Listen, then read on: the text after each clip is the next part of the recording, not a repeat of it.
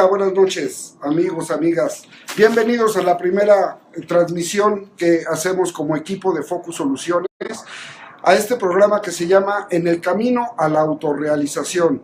Hemos decidido como equipo explorar intensamente este tema porque definitivamente es lo que más está pidiendo la gente en este momento, y hoy hemos decidido hablar de miedos. ¿Cuáles son los miedos? ¿Cuáles son el tipo de miedos que me autobloquean para poder llegar a esa autorrealización?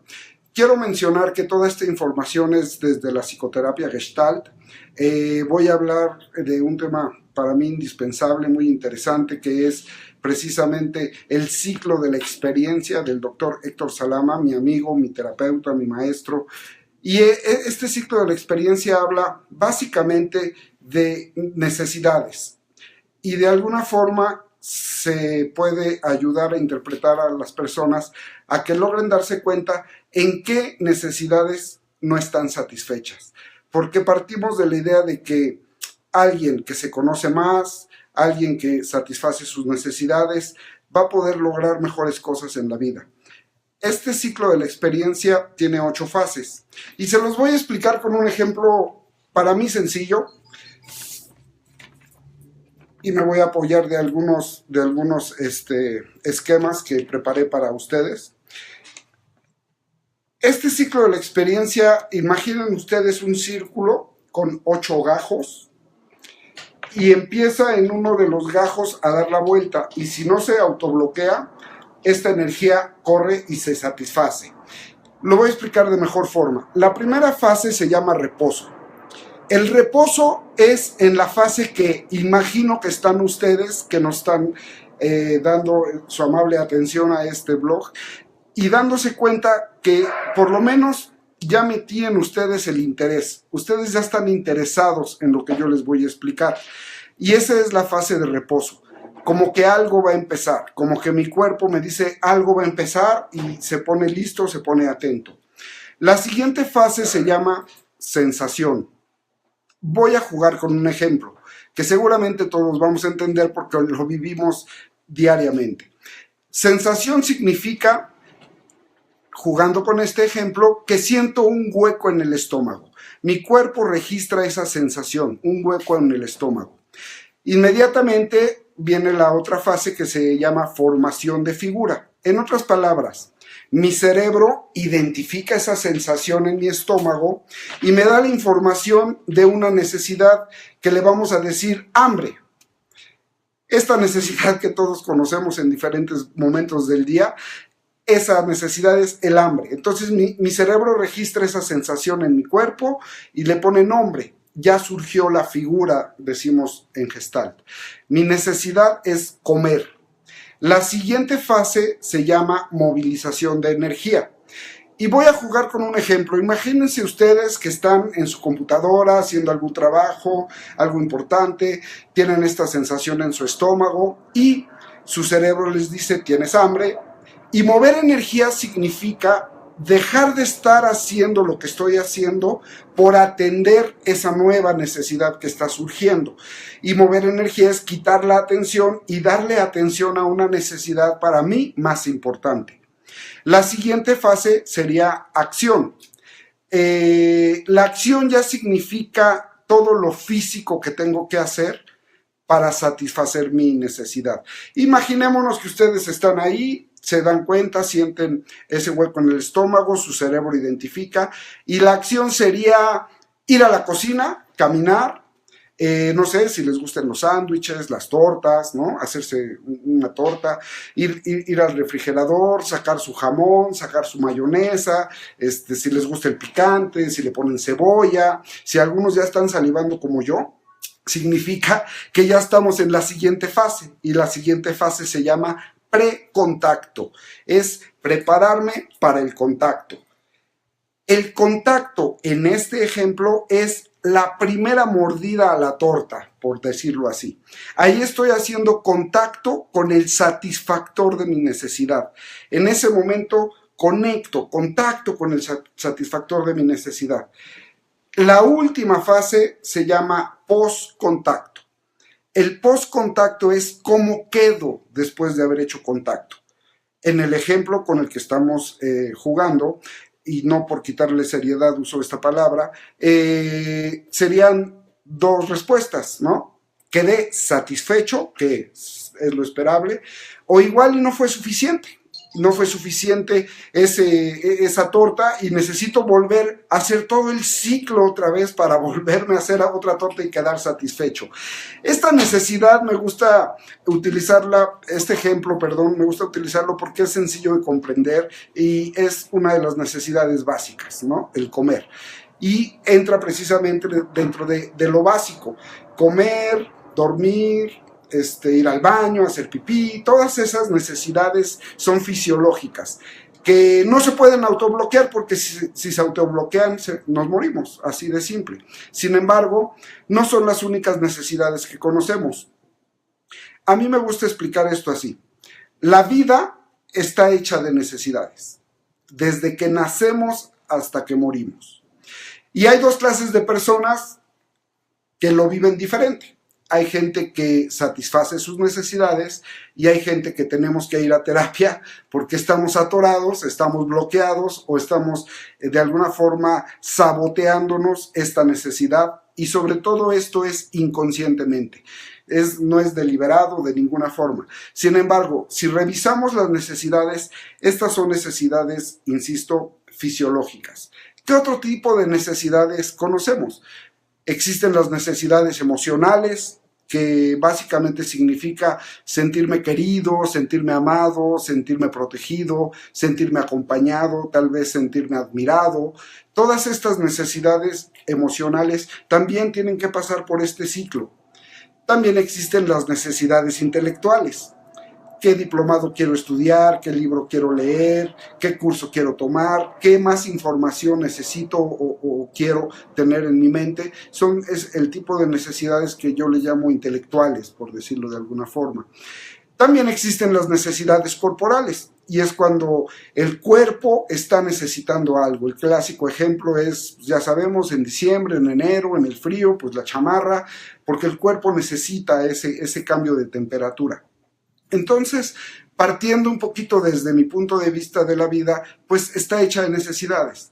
Ahora, con esta información que quiero compartir con ustedes, es relativamente fácil que se identifiquen en cuál de estas 8 fases se autobloquean, porque además eso es importante. Nadie nos bloquea, nos autobloqueamos. ¿Por qué? Por nuestra historia familiar, por el tipo de vida que vivimos en la familia, por los mensajes que recibimos desde la niñez.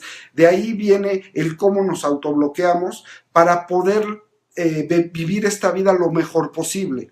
Y a mí me gusta añadir en este momento los que nos comprometemos en un proceso de crecimiento personal, un tipo de psicoterapia, pues lo que hacemos es aprender a hacer algo diferente en lugar de autobloquearnos. ¿Por qué? Porque entonces de esa forma vamos a vivir, a sentirnos y a funcionar de una forma más satisfactoria en la vida.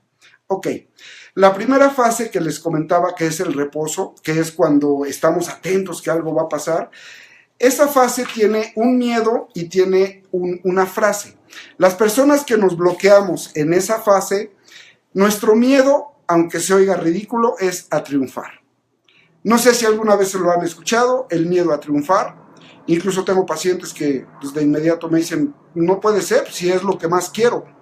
Sin embargo, la frase que sustenta este miedo a triunfar es, luego lo hago, mañana voy, después hablo, otro día lo termino. Postergación se llama, o le llamo yo así, estar postergando las cosas. Esa es la mejor forma de no llegar al triunfo, dejándolo para después. Entonces, son personas que usan mucho esta frase consciente o inconscientemente y a veces ni siquiera hablando, o sea, muchas veces nada más actuando. Esta situación nos lleva a revisar desde dónde viene esta frase. ¿Desde dónde viene esta frase? Eso es importante. El luego lo hago, el luego lo termino, el después lo concluyo, viene desde la infancia. Entonces, si armamos la frase completa, va a tener una cierta lógica. Luego lo hago, porque si lo hago, me sale bien. Y si me sale bien, qué responsabilidad tan grande. Y aquí yo le cambiaría un poquito el nombre al miedo. No es miedo a triunfar, es miedo a la responsabilidad de triunfar. Y ahí está explicado el cómo se bloquean las personas que están postergando estas situaciones en la primera fase. Pasando a la siguiente fase, que se llama sensación, ¿recuerdan? Que es cuando tu cuerpo percibe y registra esa sensación. El miedo que está ahí presente es el miedo a sufrir. El miedo a sufrir, por lo tanto, me desensibilizo. Son personas que usan mucho la frase no siento. No siento, la frase textual o algunas similares. Y voy a dar ejemplos. De repente tengo pacientes que me dicen, bueno, tuve una tragedia en la familia, pasó esto, ¿cómo te sientes? Me dice, bueno, pues va a pasar, no pasa nada. Y es una forma de no darse el permiso a sentir, porque como ven, el miedo es a sufrir. Entonces, si siento, voy a sufrir, y lo que estoy evitando es sufrir. Esa es básicamente la dinámica de esa segunda fase. Si nos vamos a la tercera fase, que es cuando el cerebro identifica lo que siente el cuerpo y le pone nombre, ahí el miedo es al castigo, precisamente. Ahí tiene mucho que ver con la historia, con nuestra historia familiar, una vez más. Ejemplos de personas que recibieron castigos pues severos, fuertes, de parte de sus padres, y pues no sé, quiero imaginarme, y algunas veces me han dado información de hace 2, 3 generaciones que los castigos creo que eran más fuertes que ahora, es mi punto de vista, pero gente que recibió este tipo de castigos va a usar una frase, que en esta fase la frase es por culpa de la frase textual o algunos comentarios similares, como por ejemplo, por culpa del gobierno no avanzo, por culpa del maestro reprobé, por culpa de la lluvia no llegué. O sea, todo el tiempo estar culpando hacia afuera y además encontrando esos culpables. Y si revisamos la lógica una vez más, ahí la encontramos. Si yo le tengo miedo al castigo, evidentemente yo no rompí el florero, fue mi hermano, tan tan. Y todavía me asomo en la puerta a ver cómo le dan su patiza a mi hermano, porque yo no puedo con eso, si es que me tocó vivir ese tipo de historias. Entonces, la frase que está ahí prevalente es esa, no responsabilizarme y culpar a los demás de todo lo que me sucede y no me sucede, ¿no? La siguiente fase, que sería la movilización de energía, que es cuando dejas de hacer lo que estás haciendo por atender una nueva necesidad, ahí el miedo es al rechazo. Y la frase que usan las personas que están bloqueadas en ese miedo es el yo debería, es que yo debo, es que yo tengo que, es que yo debo ser el número uno en todo. Son yo debo o yo tengo que me estorban en la vida, que los vivo de alguna forma destructiva y pesada. No es como un motor, como una motivación. Es el yo debo y yo tengo que, con tal de no ser rechazado. Y ahí encontramos la lógica una vez más entre la frase de infancia y el miedo. Con tal de que no me rechacen, yo debo de ser el número uno en todo y debo de ser puntual siempre, y esa clase de exigencia o autoexigencia que nos lleva pues no a la mejor calidad de vida, ¿no? Continuando con el ciclo, la siguiente fase es la acción. Precisamente la acción es donde se encuentran muchas de las enfermedades psicosomáticas, y les voy a explicar por qué.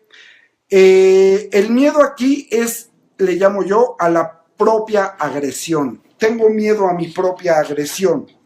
Me gusta explicar, tengo miedo al monstruo que traigo cargando y que pueda salir en algún momento. Entonces, las personas que están bloqueadas en este miedo usan mucho la frase, mejor me aguanto, mejor no digo nada, mejor me quedo callado. ¿Por qué? Porque hay miedo a que salga ese monstruo, esa propia agresión, y destruya hasta donde tenga que destruir la relación o uno mismo. Y esa es la forma en que viene el autobloqueo en esa fase de acción. Un ejemplo, si me llega un paciente enojado, ¿no?, furioso, y de repente le pregunto qué te pasó, qué te sucede, me dice, es que me vine en taxi y el taxista es de lo peor, me cobró lo doble, es un ratero, es un abusivo, y se siente su enojo, ¿no? Y le digo, bueno, sí, yo estaría igual que tú de enojado, seguramente. Oye, ¿y qué le dijiste? Ah, no, nada, nada. No sé si se identifican o conocen a algún vecino que así funciona, algún hermano, pero es esa parte de mejor me aguanto, de mejor no. Y cuando les pregunto, ¿por qué no le dijiste nada? Viene ese miedo expresado con diferentes mensajes porque me dicen, no es que no me conoces, yo si le digo algo no me quedo ahí, yo sí lo mando al hospital, yo sí le quiebro los huesos, entonces prefiero no y mejor me aguanto. Quiero informarles que no estoy solo, estoy acompañado por mi equipo y me están pidiendo el miedo de tener pareja, Mar Cabañas. Gracias, Martita, por estarnos acompañando. Miedo de tener pareja. Pues yo le cambiaría hacia miedo. Tal vez habría que explorar el miedo que tengo de yo ser una buena pareja. Y soy diferente. Y se siente diferente. Y mi alma lo registra diferente. Y entonces me responsabilizo de eso. Y evidentemente la sugerencia con un buen terapeuta empezar a trabajar para yo convertirme en una buena pareja. Creo que en ese momento va a suceder lo que tenga que suceder, pero empieza de adentro hacia afuera. Ojalá pueda haberte contestado esta pregunta y esto lo vamos a manejar mucho. La responsabilidad, afortunadamente, de mi vida está en mis manos. La minoría está hacia afuera. Gracias. Continúo con la explicación de los miedos para que vayan viendo en cuál se identifican. Entonces, en la acción está ese miedo a la propia agresión, por lo tanto me aguanto.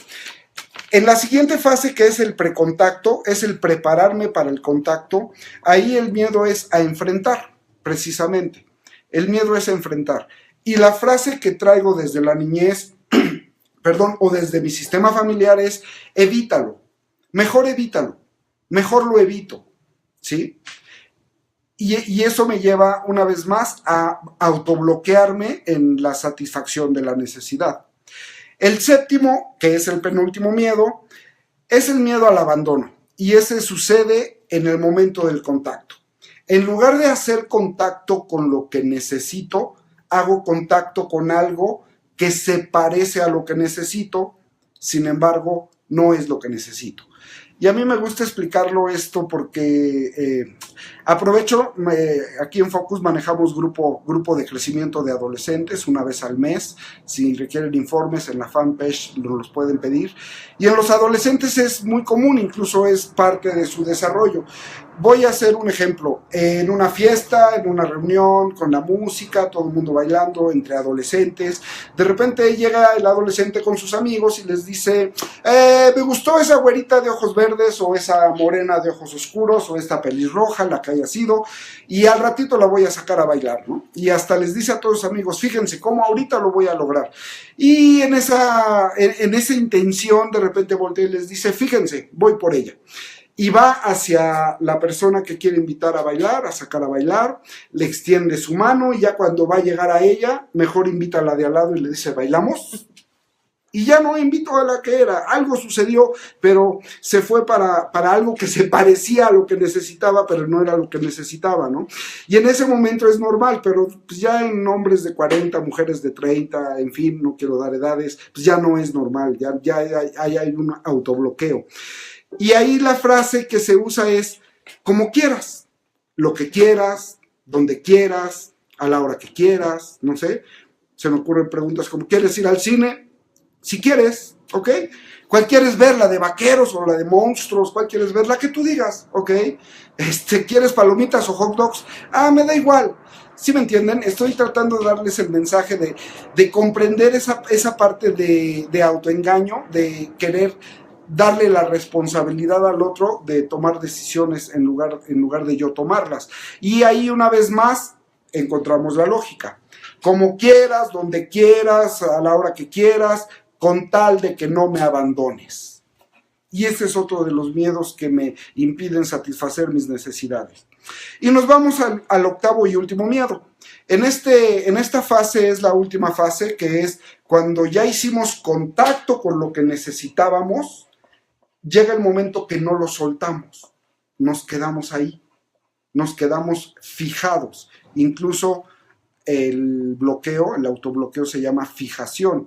Y dice mi maestro Héctor Salama, yo lo he visto en 24 años de experiencia, ahí es donde están todas las personalidades adictivas, todas las personas que tienen este tipo de trastorno adictivo se autobloquean mucho en esa fase, porque hacen contacto con lo que necesitan y luego no lo sueltan. Déjenme leer un mensaje más, por favor. Muy interesante, como siempre, Sensei, felicidades por tu programa, Marta, que está acompañándome y es parte de nuestro equipazo. Como siempre, nos echa porras y es importante porque para mí ella es un ejemplo de que esto ha funcionado. Ya otro día hablaré de testimonios y a lo mejor hasta entrevisto gente. Esta parte del miedo es el miedo a ser libre. Precisamente, es miedo a ser libre, ¿no?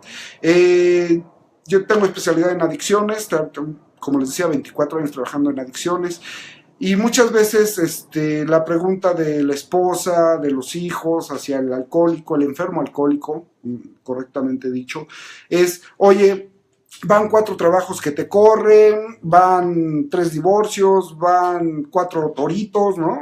Alcoholímetros, y deja de beber, ¿no? Deja de beber, deja de destruirte.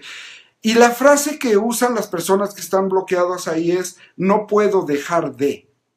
Y en realidad, en ese momento, no pueden dejar de. Y se lo creen, no es mentira. Aquí entra el, no puedo dejar de hacer algo que es destructivo para mí y probablemente para los demás, o no puedo dejar de pensar en algo que también le resta calidad a mi vida. Ejemplo, los celos, la inseguridad, dónde está, ya se tardó, a dónde fue, con quién fue, y llegando háblame, y este tipo de pensamientos que me permito decirlo así, yo elijo tener, porque nadie me obliga a tenerlos, son del tipo, no puedo dejar de pensar en esto. Y créanme que sí se la pasan mal, o sea, realmente las personas que se quedan atoradas en ese no puedo dejar de pensar en la inseguridad, de pensar en los miedos, realmente están bloqueados para cubrir esa necesidad y se quedan fijados precisamente a esto para no poder abrir un ciclo, ¿no? Como para ir concluyendo el programa, que en realidad son pocos minutos, a mí me gustaría mucho más, ya veremos oportunidad de hacerlo más largo. El ciclo de la experiencia se refiere a identificar y satisfacer mis necesidades y no pensar que nadie vino a hacerlo por mí. Aquí me gusta decirlo y lo dije hace rato, la buena noticia es que está en mis manos, no en manos de nadie más.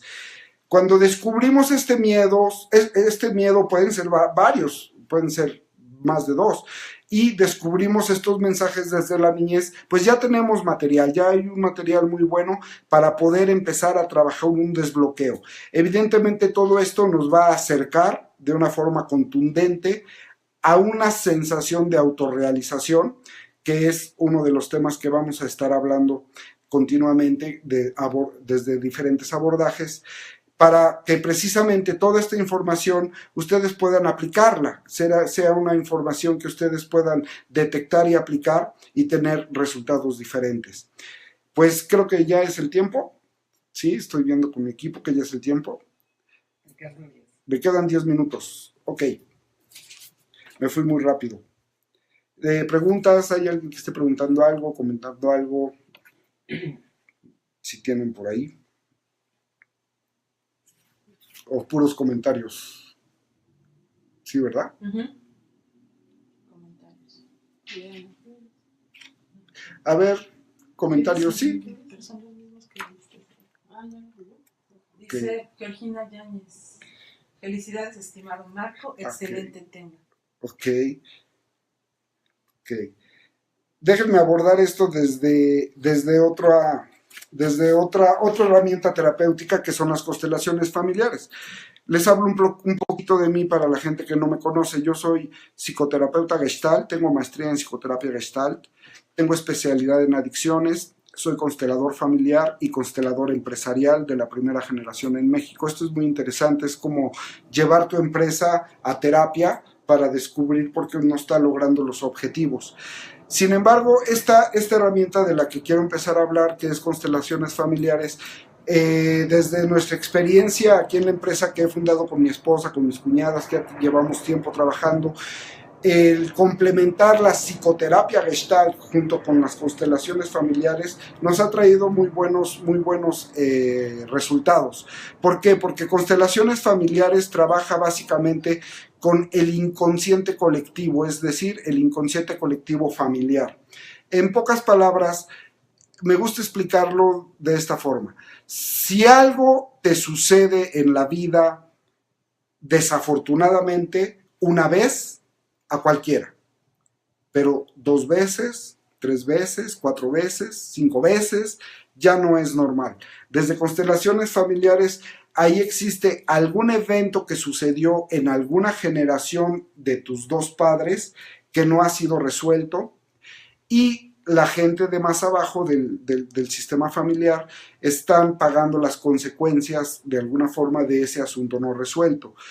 Y hablando de miedos, ahorita recordando alguna constelación que hemos hecho, alguien tenía miedo porque sentía cierta atracción a personas de su mismo sexo y quiso venir a constelar su tema. Aquí nuestra filosofía es el respeto total, el respeto absoluto a cualquier ideología de cualquier persona que viene a pedir ayuda con nosotros. Lejos de juzgar, criticar o descubrir por qué decide esto, fuera de eso hicimos una constelación.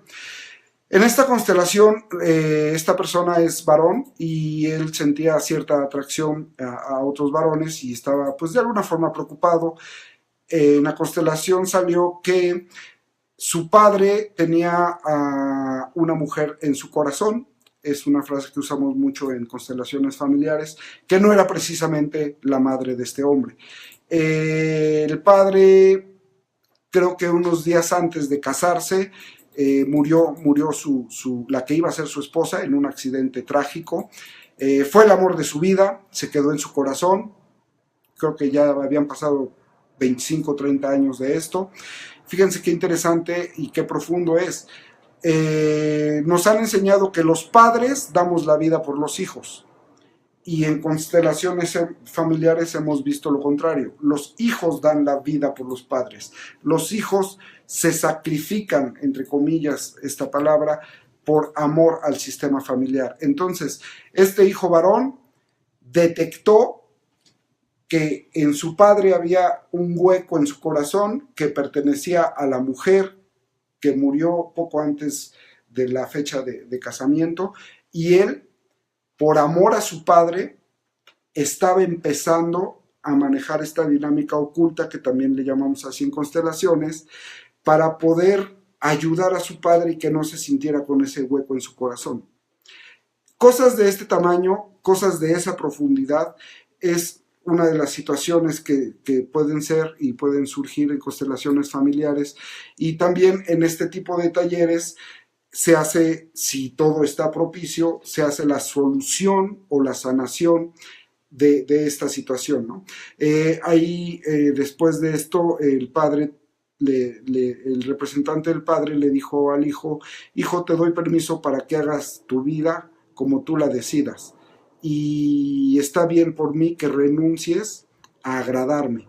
En ese momento, con estas frases más o menos, palabras más, palabras menos, quiero decir, empezó a haber una sanación interna. La decisión que tome este hombre es indistinta, no es que una cosa buena o una cosa mala, pero ya vio una dinámica oculta que estaba en su sistema familiar y está sanado, y desde esa sanación él sabrá qué tipo de decisiones tomar. Pues bueno, ahora sí, me quiero despedir. Les agradezco mucho su atención. Vamos a estar cada 15 días a las 8:30 de la noche transmitiendo con diferentes temas.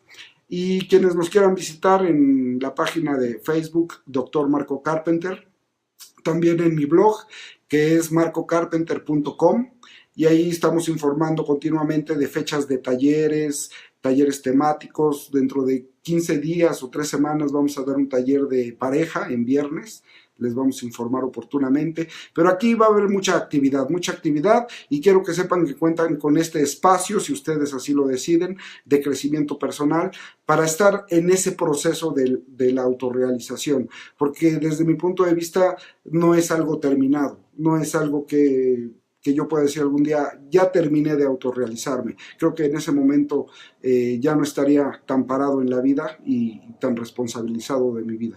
Pues bien, les agradezco mucho su atención de acompañarnos.